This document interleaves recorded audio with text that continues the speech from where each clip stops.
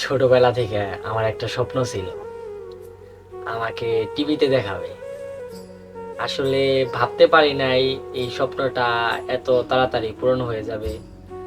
তো সবই আল্লাহ তাআলার ইচ্ছা। আর এই পজিশনে একজন একজন ব্যক্তি যদি না থাকতো তাহলে হয়তো আমি কখনোই আসতে পারতাম না, আর কখনোই আমার এই স্বপ্নটা পূরণ হইতো না।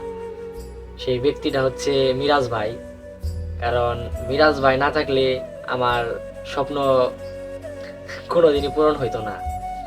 আসলে আজকে আমার অনেক অনেক খুশির দিন। আমি এই খুশির কথা কাউরে বইলা বুঝাইতে পারবো না। আজকে যে আমার কি লেভেলের খুশি লাগতাছে এই কথা আমি বইলা বুঝাইতে পারবো না। আমি আগে আপনারা দেখছেন ফানি ভিডিও করতাম, এইগুলা ইউটিউবে দেখতো দুই একজনে। আমার একটা চ্যানেলও ব্যান্ড হয়ে গেছিল। তো মিরাজ ভাই আমাকে যে এত বড় একটা চান্স দিয়ে এই পজিশনে আনবে আমি কখনোই ভাবতে পারি নাই। আর আসলে আমার ভাগ্যে না থাকলে আর কি এগুলা সম্ভব না। আর হয়তো বেশি দিন আমি ইউটিউবে আর চোরে মিডিয়াতে থাকতে পারতেছি না। তার কারণ হচ্ছে আমি বিদেশ চলে যেতেছি। আসলে স্বপ্ন আসলে কি বলবো আপনাদেরকে, ভাগ্য যখন খুলে তখন সব দিক দিয়েই খুলে। এই এতদিন পাসপোর্ট বানিয়ে রেখে দিছি, কোনো দেশে হইলো না। এখন একটা শুটিং এ ঢুকছি, একটা মিডিয়াতে ঢুকছি, এখনই আমার দেশ ছাড়ার সময় এসে আইসা গেছে। তো ভাই মিরাজ ভাই, আপনি মনে কষ্ট নিয়েন না। আপনি আমাকে একটা সুযোগ দিছিলেন, আমি আপনার সুযোগটা পাইয়াই ঢুকছিলাম। তো আপনাদের হয়তো ভালো কোনো অভিনয় করে দেখাইতে পারি নাই। চেষ্টা করতাম, যদি থাকতাম চেষ্টা করতাম তাহলে ভালো কিছু করে দেখানোর অবশ্যই চেষ্টা করতাম।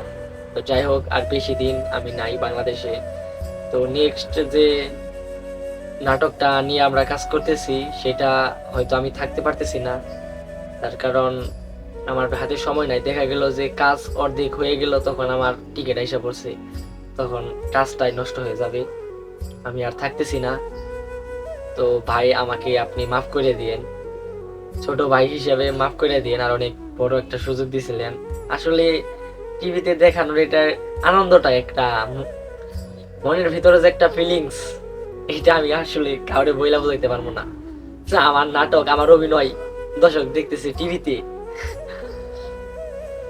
আমি থাকতে পারতেছি না, অনেক কষ্ট হইতেছে। আমি চাইছিলাম মিডিয়াতে কিছু করার জন্য, সময় আর ভাগ্য আমাকে করতে দিল না।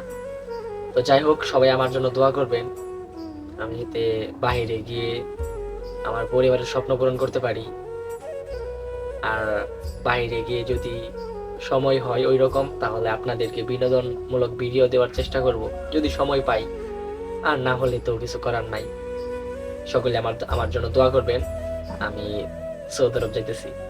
ভালো থাকবেন, সুস্থ থাকবেন। আল্লাহ হাফেজ।